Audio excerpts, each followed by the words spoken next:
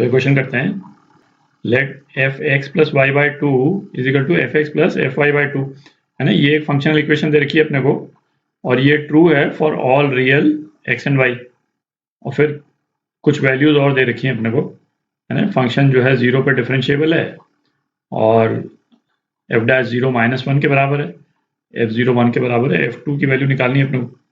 तो functional equation क्या दे रखी है अपने को, f x plus y by two, ये इस टाइप से दे रखा है, और ये किसके बराबर है, f x plus f y by two.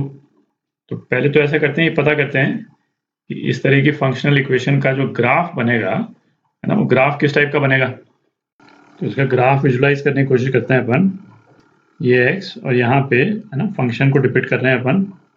तो सपोज ये पॉइंट x है और ये पॉइंट y है, ठीक है। और सपोज fx की वैल्यू जो है वो ये है ना, और fy जो है सपोज यहाँ पे कहीं पे आ रहा है ना, ये fy, y पे फंक्शन की वैल्यू यहाँ पे है, ठीक।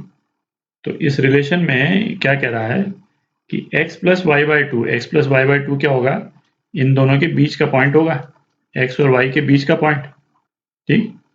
तो क्या बोल रहा है कि फंक्शन की value x plus y by two वाले पॉइंट पे जो होगी, है ना, वो कहाँ पे होगी, वो होगी एफ वाई और एफ एक्स के बीच वाले पॉइंट पे होगी, ठीक है। यदि ये वाला पॉइंट x और y के बीच में है, तो इस वाले पॉइंट की जो फंक्शनल वैल्यू है वो एफ वाई और एफ एक्स के बीच में होगी, मतलब f of x plus y by two, ये वाला पॉइंट, ये किसके बराबर होगा, f x plus f y by two, है ना। यही दे रखा है अपने को। अच्छा, अब ये होने का मतलब क्या निकला, तो जैसे ये वाला ट्रायंगल यदि अपन लें, है ना, इस वाले ट्रायंगल में जो ये वाला डिस्टेंस है ना, ये वाला डिस्टेंस क्या हो जाएगा, इसको पॉइंट ए, इसको बी, इसको सी यदि बोल देते हैं, तो ए बी, है ना, ए बी जो है वो क्या हो जाएगा, एफ वाई जो कि पॉइंट ए है ना, minus f x plus f y upon two, ये हो जाएगा, है ना, जो कि क्या है, f y by two minus f x by two, ठीक। और ये वाला डिस्टेंस जो कि बी सी है, बी सी, है ना, बी सी क्या हो जाएगा, है ना, y minus x by two, है ना, ये y by two minus x by to, एक ही बात, ठीक है। अब इसी तरह से यदि हम ये वाला ट्रायंगल लें, ये वाला ट्रायंगल, ये C है, इसको D और इसको E बोल देते हैं, तो अब आप देखें CD क्या हो जाएगा, CD जो है वो क्या है, f x plus f y by two minus f x, है ना, और ये क्या है, f y minus f y by two minus f x by two. और आप देखें सी डी जो है वो किसके बराबर आ रहा है, ए बी के बराबर आ रहा है, दिख रहा है। तो ये किसके बराबर हो गया, ए बी के बराबर।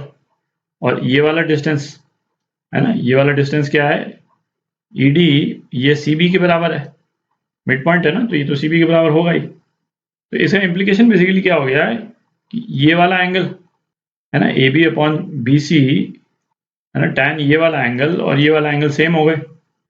तो ये स्लोप सेम होने का मतलब क्या निकला कि हम कहीं पे भी पॉइंट यदि ले लेंगे, इस तरह से दो पॉइंट यदि हम ले लेते हैं, तो उनको कनेक्ट करने वाली लाइन का स्लोप जो है वो सेम ही रहेगा।